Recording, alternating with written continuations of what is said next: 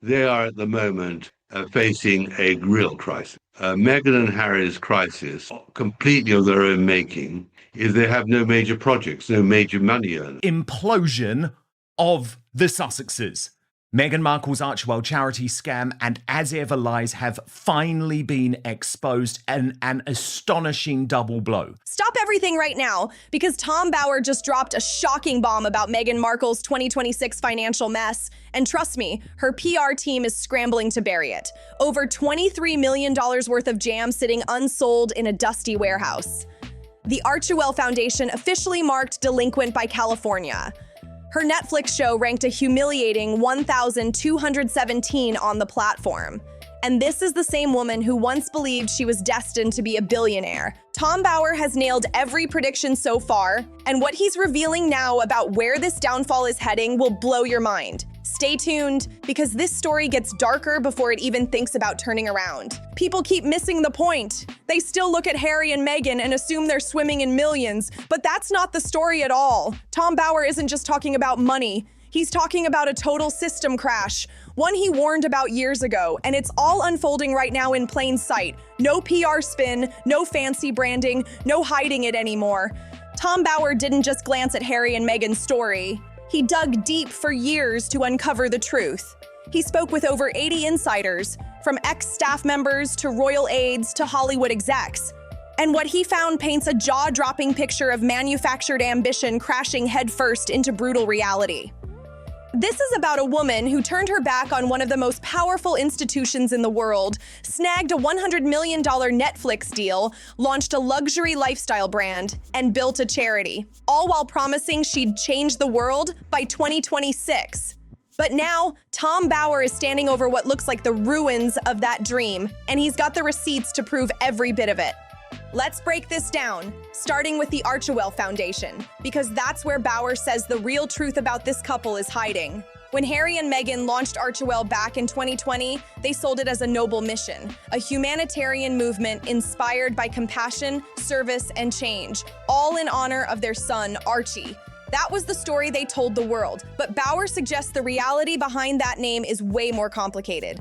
Tom Bower isn't buying the fairy tale. He's telling a completely different story, according to him, and backed by Archwell's own publicly filed 990 tax forms, which anyone can check for themselves. The numbers reveal something shocking. In 2021, Archwell hit its financial peak, pulling in around $13 million, the same year the Netflix deal dropped and that massive book advance hit their accounts. They were riding high, but by 2024, everything flipped. Donations plummeted to just $2.1 million, a dramatic fall from the $5.3 million they brought in the year before. Meanwhile, expenses shot up to $5.1 million. Yep, they spent more than twice what they earned. Now here's the part Bower calls the real red flag. Out of that $5.1 million, only $1.25 million actually went toward charity work. The rest, almost $4 million, was swallowed by salaries, travel, fancy admin costs, and sky-high security. That security bill alone, reportedly close to $2 million a year, all paid out from a charity fund. Bower's been crystal clear. Archwell was never your average feel-good philanthropy. He says it was built as a financial vehicle, a setup designed mainly to handle the couple's own money flow, easing their tax load while the Netflix and publishing checks poured in. And while that kind of setup isn't automatically illegal, a lot of wealthy people use similar tricks. What makes the Archwell case stand out, according to Bower, is how publicly it was sold as pure charity while privately functioning like a financial fortress. That's the twist that's got everyone talking. What Tom Bower uncovered next is wild and seriously revealing. At its peak, Archwell had a modest team of just 5 employees, but by the end of 2024, that number had dropped fast. 2, maybe 3 young staffers were suddenly let go, meaning about 60% of the entire crew was gone during what was publicly described as a rebrand. But here's where it gets messy. Some of those laid-off staff were reportedly told the charity was shutting down. Then out of nowhere, Meghan's team walked that back, claiming it was just a misunderstanding. Right after that, the Archwell website vanished from the internet with a vague promise it would return soon under a shiny new name, Archwell Philanthropies. Bower says this kind of back and forth is no coincidence. He calls it a pattern. Whenever things start to fall apart, the story shifts, the website goes dark, and a spokesperson steps in with polished lines while the couple hopes everyone looks the other way. But not this time. People are watching, and so is California, because the state of California officially issued a delinquency notice, meaning Archwell failed to file the right paperwork on time and as a result was technically banned from raising or spending money until it got sorted. That's not just a PR slip-up, that's a serious legal problem. For a charity that claims to be a global force for good, this wasn't just a tiny bookkeeping slip. It was a blazing red warning light. But now, let's switch gears to the other side of Meghan's empire. Because if Archwell is the slow-motion collapse, then American Riviera Orchard, as ever, is the explosive implosion Tom Bower saw coming from miles away. From day one, Bower said Meghan's business moves were driven more by ego than real business sense, and now the numbers are shouting it loud.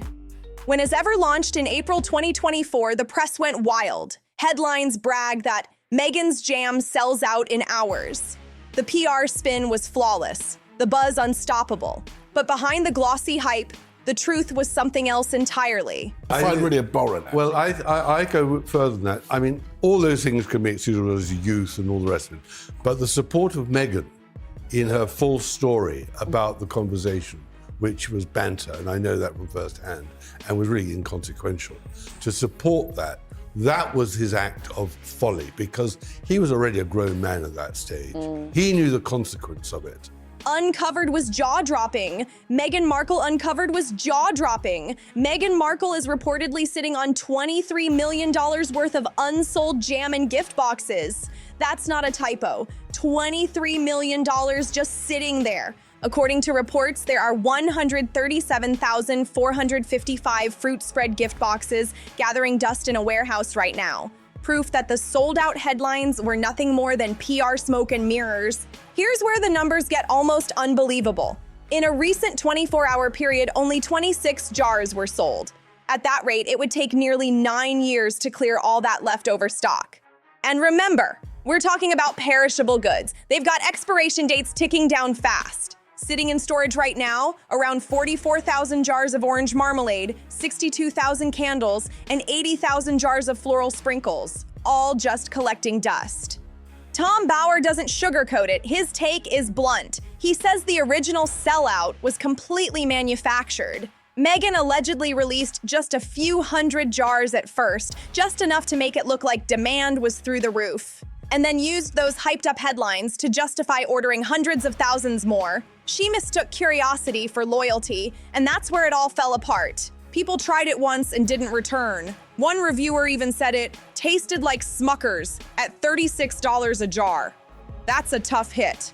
And as for Netflix's support of As Ever, Bower says it's barely there. The streaming giant reportedly isn't putting any real money behind it. They're keeping their distance from something this speculative. So yeah, the fake sellout worked on the press, but it totally flopped with real customers. And now Bower's got one cutting phrase to describe what Netflix is doing to Harry and Meghan, and it's colder than anything he's said so far. Tom Bower's words cut deep. He calls what's happening now slow ghosting. That once hyped $100 million Netflix deal that was supposed to launch Harry and Meghan as global content powerhouses, it's quietly faded into something completely different. Netflix has reportedly not renewed with love Meghan for a third season. And Bower even points out there wasn't really a second season at all, just one stretched out and split in two to make it seem bigger than it was. Special sank even lower. Around 1,500th special sank even lower, around 1,500th place. Think about that. A woman with global media attention, a massive budget, and a $100 million platform, and she still couldn't pull in viewers. Bower doesn't sugarcoat his take. He says Meghan simply has nothing new to say. No spark, no depth, no realness. Every move looks scripted, polished, and painfully rehearsed. According to him, she dreamed of being the next Martha Stewart. But what viewers got instead was, in his words, a woman moving pretzels from one bag to another and calling it cooking. People who actually worked on the production backed that up too. They reportedly told Bower that Meghan was so focused on controlling every frame of how she looked on camera that it sucked all the warmth right out of the show. What was meant to feel inviting ended up cold and mechanical, and audiences noticed. Tom Bower doesn't hold back. He paints the picture crystal clear. While real cooks are tying their hair back and actually getting to work, Meghan was reportedly more focused on looking like she'd stepped off a magazine cover. The end result? It didn't feel real. It felt like a performance. According to Bower, Netflix executives caught on fast. Within just 6 months, they realized Meghan couldn't create the kind of content people actually wanted to watch.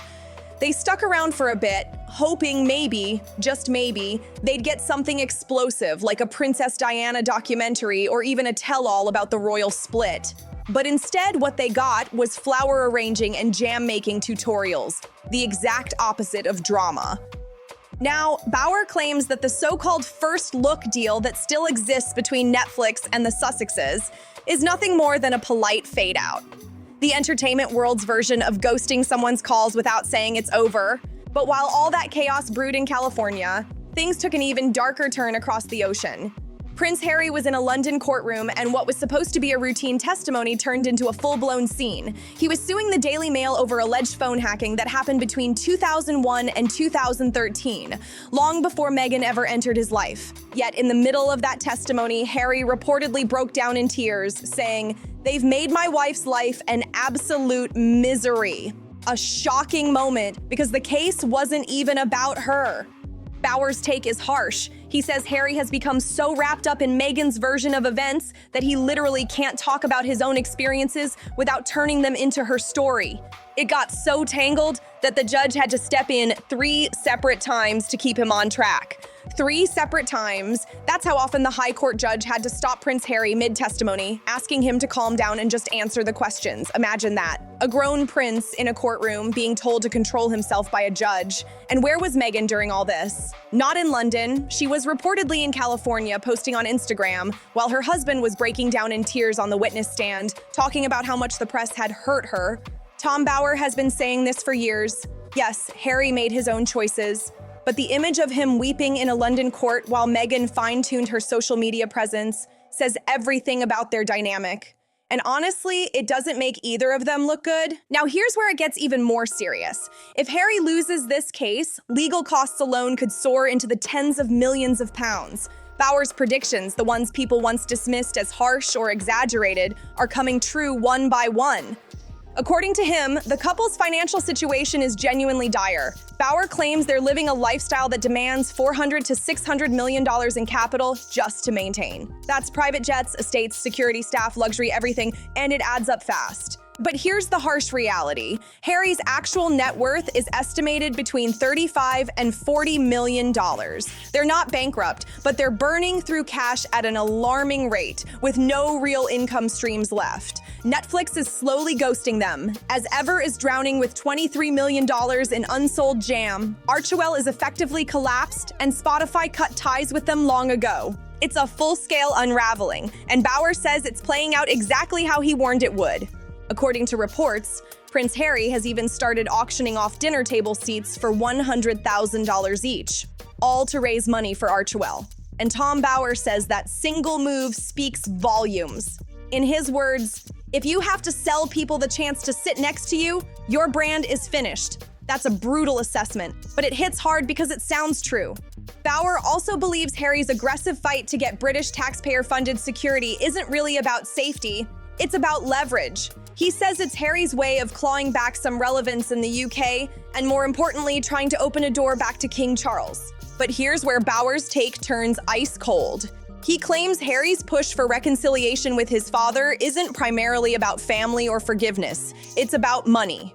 King Charles, however, has reportedly stood his ground. Despite Harry even bringing up "my father's grandchildren" in court, the king hasn't budged one bit. Bower says Charles has made it clear he will not fund Harry or his California lifestyle, no matter how emotional the plea. Netflix would fund, and the fact is that Netflix's funding was very limited for the first line of what was never produced, and because they were not prepared to put up good money on something that was so highly speculative. And the proof of the pudding, Dan, is in the eating of the figures. And then comes the biggest warning of all. Bauer says this right now is the most dangerous period for the royal family. Why? Because he believes Harry and Meghan, facing drying income streams and fading fame, have every incentive to cash in on what royal secrets or connections they still hold. Every speaking gig, interview, and future book deal still trades on one thing: their royal ties. And Bauer warns that as Desperation grows, the couple could start monetizing whatever royal access they have left, turning their past into their last major paycheck. Tom Bauer says the scramble for survival is already underway, and it's getting messy. With Netflix pulling back, Spotify long gone, and Archwell on financial life support, the couple has started leaning heavily on paid appearances and brand collabs just to keep things afloat. They're popping up at high society events, rubbing elbows with billionaires, and selling exclusive access to private dinners. But the buzz is wearing off fast. Even luxury brands are getting cautious. One insider told Bauer, "The shine has faded. The association doesn't sell like it used to." Behind the scenes, Meghan is reportedly trying to relaunch her image again, this time focusing on female empowerment through entrepreneurship. But Bauer says that message rings hollow when her own business empire is struggling to stay solvent. Her team has floated ideas about a new podcast, a book deal, and even a streaming spin-off, but so far, none of it has been picked up. And here's Bauer's chilling observation: they're running out of stories to sell. The royal drama made them relevant, but now that bridge has burned, what's left? The empire that was once supposed to rival the royals is now fighting just to stay visible. And Bauer warns that when fame turns into desperation, every move becomes a gamble. According to Tom Bauer, what's happening now is the desperation phase, the part where a fading brand starts taking risky swings just to stay in the headlines. Bauer points out how every public appearance feels more staged, every new project more forced. Meghan's team reportedly believes one big emotional interview could reset the narrative. But Bauer says that trick doesn't work twice. People have stopped buying the victim act. He also notes Harry's own behavior has changed. Fewer friends, fewer public smiles, and constant tension whenever the royal family is mentioned. Insiders told Bauer that Harry seems isolated, anxious, and completely dependent on Meghan's PR machine. The fairy tale rebellion that once inspired millions now looks more like a business arrangement that's running out of road. And the biggest danger? Bauer warns that when money dries up, secrets become currency. He believes the couple may eventually resort to revealing private royal details, not out of spite, but out of sheer financial need. Every contract, every interview, every ghostwritten chapter becomes a way to stay relevant and paid. Bauer's message is brutal but clear. They wanted freedom, but freedom without stability turns into chaos. And right now, that chaos is exactly what's unfolding. One unsold jar, one canceled deal, and one headline at a time. Tom Bauer calls this moment the point of no return. It's the stage where reputation, money, and public patience all run out at the same time, and the fall becomes impossible to stop. He says what we're witnessing isn't just a bad year for Harry and Meghan, it's a full-blown collapse of the brand they spent years trying to build. The power couple narrative that once sold magazines and streaming deals has completely cracked under its own weight. Their names no longer command respect in Hollywood. They spark eye rolls and nervous laughter. Bauer points out how Hollywood has quietly moved on. New royals of reality TV and influencer culture have taken over, and Meghan's global lifestyle brand dream now feels dated, a relic from a PR fantasy that never quite made it to reality. Even their most loyal supporters are going silent online, tired of defending a story that keeps rewriting itself. Bauer describes it perfectly. The audience hasn't turned against them, it's walked away. And as the spotlight dims, Bauer warns the couple faces their toughest test yet, living without the attention they built their identity on. Because when the cameras stop flashing and the offers stop coming, what's left? Just two people surrounded by warehouses of unsold jam, legal bills stacking up, and a world that's finally stopped watching. So the question now isn't what went wrong, it's what's left to lose. Tom Bauer says what we're seeing now is the silence after the storm. That eerie calm when the noise fades and only reality is left standing. For years, Harry and Meghan lived inside a whirlwind of press, privilege, and performance. But in 2026, the curtain has finally dropped. There are no more headlines about multi-million-dollar contracts, no magazine covers calling them Hollywood royalty, and no new projects lighting up social media. Just quiet corrections, unpaid invoices, and warehouses full of unsold dreams. Bauer notes that even the couple's inner circle has started thinning out. Some former friends have distanced themselves, major donors have stopped returning calls, and industry insiders describe the Sussex brand as toxic, too risky to touch. One PR executive even told Bauer they've gone from exclusive to exhausting. Harry, once the rebel prince, now looks more like a man searching for purpose, and Meghan, once positioned as a global changemaker, is now fighting to stay relevant. The empire they built on emotion and exposure has turned into a mirror. And what's reflected back isn't glamour, it's consequence. Bauer's takeaway: fame can buy attention, but it can't buy credibility. And once the truth starts catching up, there's no press release in the world that can outrun it. The story that began with a royal escape has ended with a Hollywood echo: quiet, costly, and impossible to spin. They've always claimed they escaped, but Tom Bauer said something years ago that's hitting harder than ever in 2026. You can't build a lasting brand on victimhood. Eventually, the world stops being outraged. It just stops caring, and that's exactly what's happening right now. Not anger, not hate, just pure indifference. The fascination that once surrounded them has completely faded. What's left? A woman sitting on 137,000 unsold jars of fruit spread, a man who broke down in a London courtroom over a case that didn't even involve his wife, and a charity officially marked delinquent by the state of California. Tom Bauer's been calling this from the start, and now everything he warned about is being written in black and white, in financial filings, court transcripts, and warehouses packed with $42 jam no one's buying, the image, the empire, the illusion, all unraveling before the world's eyes. And as Bauer reminds everyone, this isn't about cruelty or gossip, it's about accountability and the truth behind a couple who built their brand on a story that simply doesn't sell anymore. What do you think about all this? Drop your thoughts in the comments, hit like, subscribe, and share this video. Because if Tom Bauer's track record means anything, and it absolutely does, this story is far from over.